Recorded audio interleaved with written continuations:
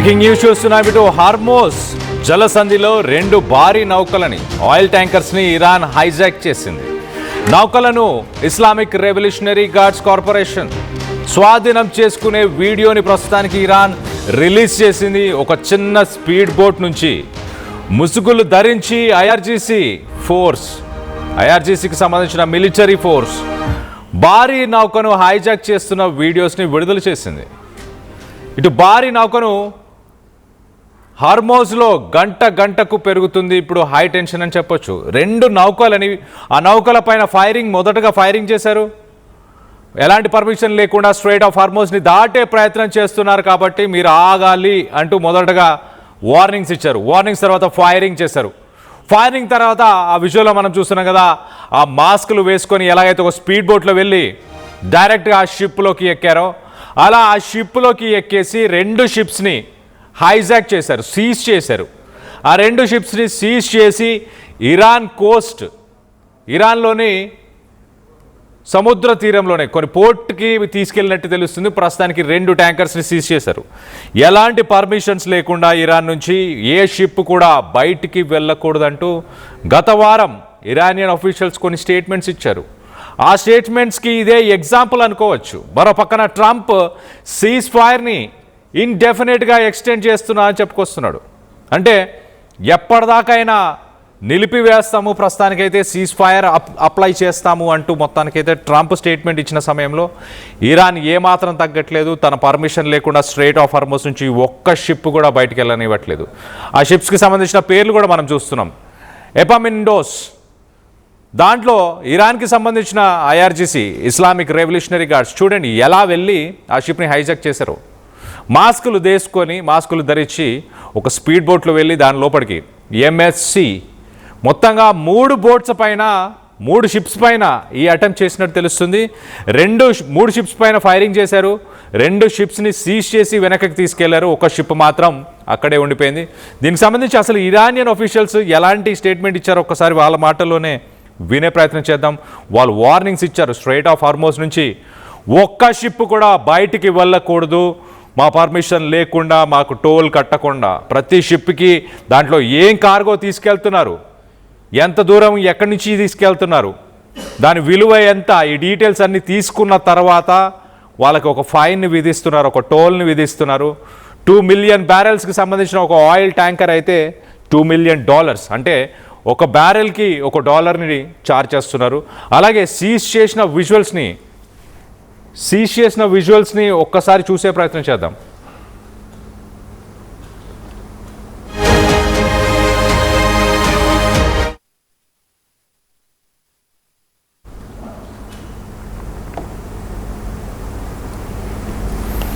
ఇరాన్కి సంబంధించిన ఐఆర్జీసీ మొదటగా ఈ షిప్స్కి ఎలాంటి వార్నింగ్స్ ఇచ్చారు, ట్రంప్ చేసిన ట్వీట్స్ని పట్టించుకోకూడదు అంటూ చాలా క్లియర్గా చెప్పారు.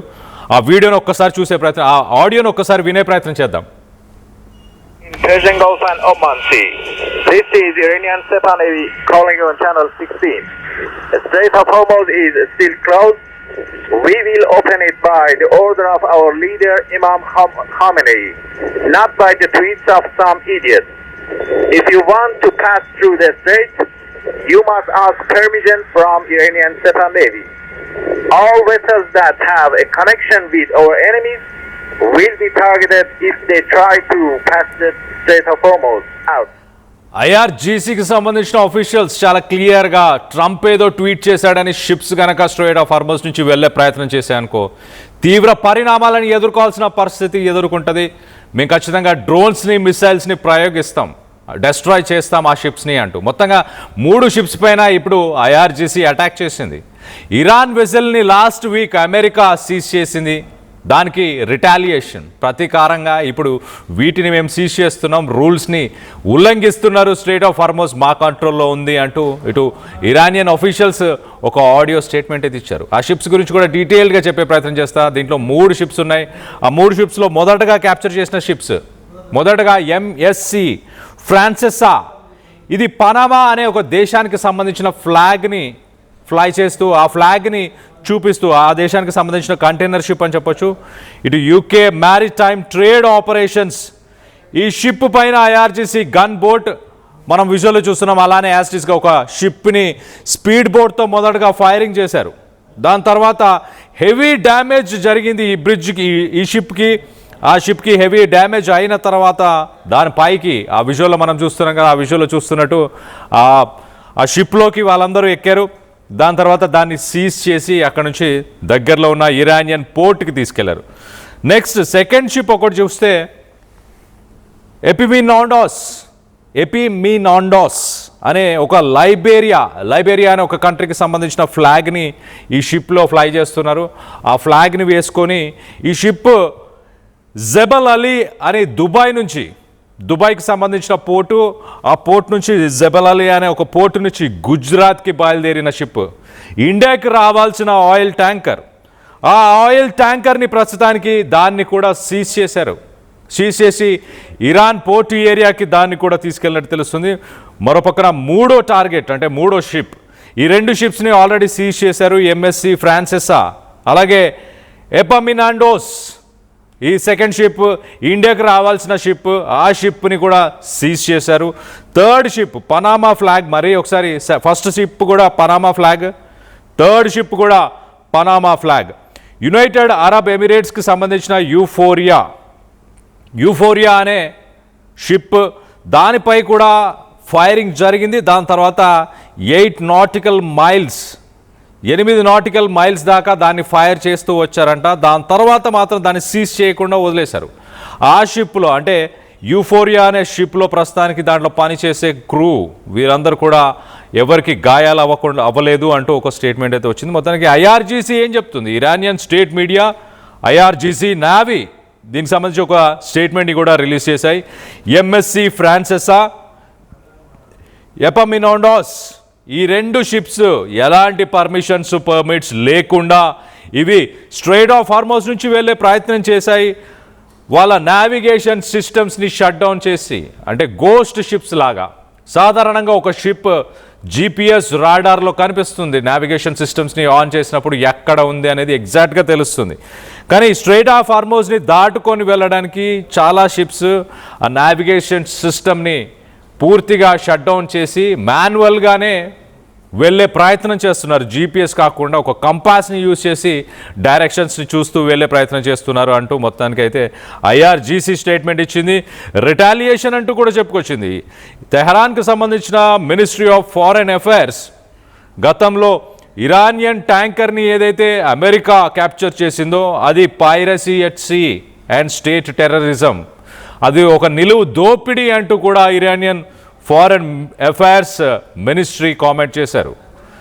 మరోపక్కన ceasefire blockade, America Trump కంటిన్యూస్గా సీజ్ ఫైర్ని అమలు పరచబోతున్నాం, ఇరాన్ పైన ఎలాంటి దాడులు చేయము, అలాగే ఇరాన్ కూడా గల్ఫ్ కంట్రీస్ పైన దాడులు చేయకూడదు అన్న ఒప్పందాన్ని ఇంకా కొనసాగిస్తామంటున్నారు. కానీ స్ట్రెయిట్ ఆఫ్ హార్మోస్ని బయట నుంచి బ్లాక్ చేసే ప్రయత్నం అమెరికా చేస్తుంది, లోపలి నుంచి బ్లాక్ చేసే ప్రయత్నం ఇరాన్ చేస్తుంది.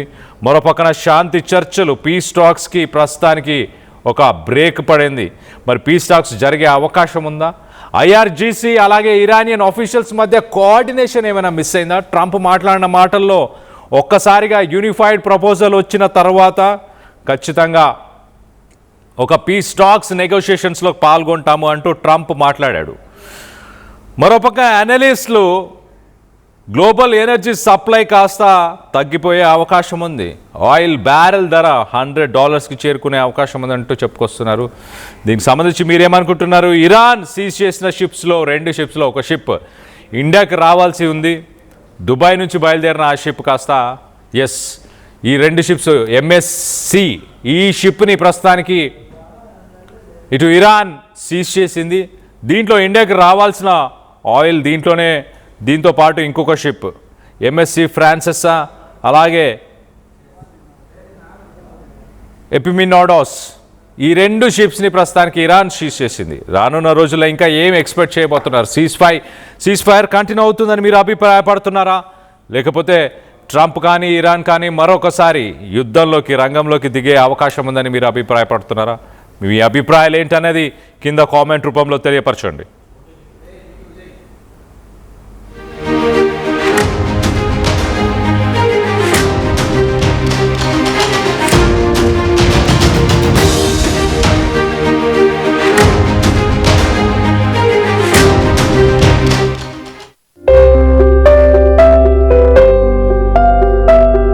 చిన్న చిన్న ఆనందాలు 35 ఏళ్లుగా నా జీవితంలో లేవు. 35 ఏళ్లుగా నేను డైపర్లలో బ్రతికాను. 6 సెంటీమీటర్ల ఫిస్టులా నా మూత్రాశయంలో లీక్ కారణమైంది. ఎవరూ నాకు సహాయం చేయలేకపోయారు. AINUలో వైద్యులను కలిసే వరకు. అక్కడ వారు రోబోటిక్ శస్త్రచికిత్సతో నాకు పరిష్కారం ఇచ్చారు. వారు నా ఆత్మవిశ్వాసాన్ని కూడా తిరిగిచ్చారు. Precision care makes it possible. The Center for Robotic Surgery at AINU. At KL, experience what it feels like to be a true engineer. KL deemed to be university.